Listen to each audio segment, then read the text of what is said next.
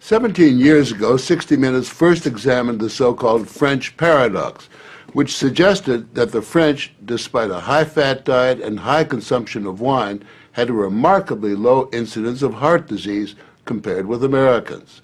Most researchers agreed that there was something in the wine that offered protection.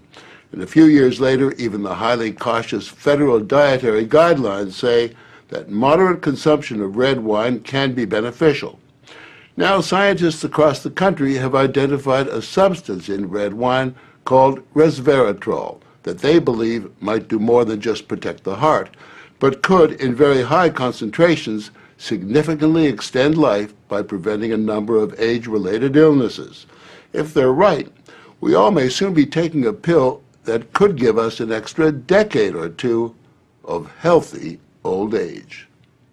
If the promise holds true, I think this has the chance to change healthcare. Dr. Christoph Westphal says we all may soon be taking a drug that just might beat the clock, a simple pill that could delay the inevitable. Our goal is to prevent and forestall many of the diseases that strike us as we reach 50, 60, and 70, all with one pill. What you're suggesting is that it's some kind of rejuvenation drug that turns a 70-year-old into a 35-year-old. That might be pretty hard to do, but I think if we're on a train heading one direction, we can slow down that train. I think we can slow down these genes that control the aging process. That quest to put death on hold began in 2003 when Westphal met David Sinclair, a biochemist at Harvard, who was studying the genetic components of aging. 5 years ago, I met David, and he had shown that you could extend lifespan in yeast. That's pretty exciting. Now, if you happen to be a yeast, it's very exciting. Yeasts are one thing, human beings are more complicated. So Sinclair focused on a gene present in almost all life forms, the sirtuin gene. It's normally inactive, but when it is active, Sinclair believes it triggers a survival mechanism that extends life.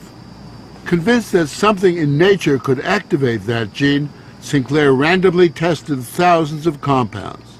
And bingo, he got a hit, Resveratrol. When I Googled this Resveratrol, I was shocked to find that red wine was the top hit.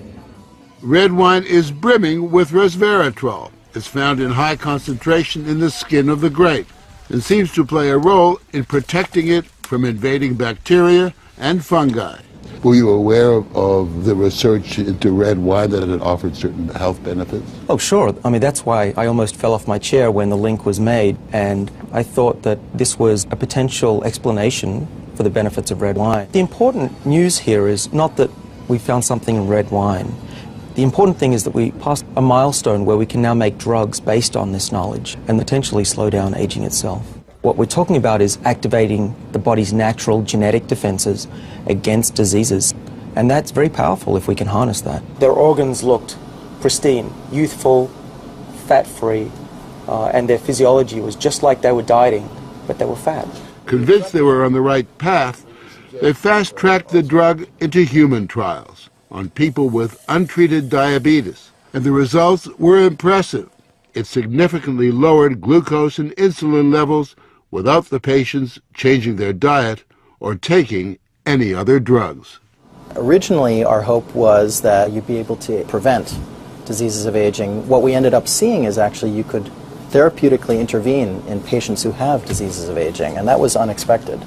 Yeah, the diabetic patients have high blood sugar, and the molecules bring it down. That's treatment, that's not prevention. What we're talking about is potentially making a 90-year-old as healthy as a 60-year-old. A 90-year-old can play tennis and see their great-grandkids graduate from college. People will live active, healthy lives and then die quietly in their sleep, and that's really the aim here with these medicines. Are we on the edge of maintaining active lives into our hundreds, for example?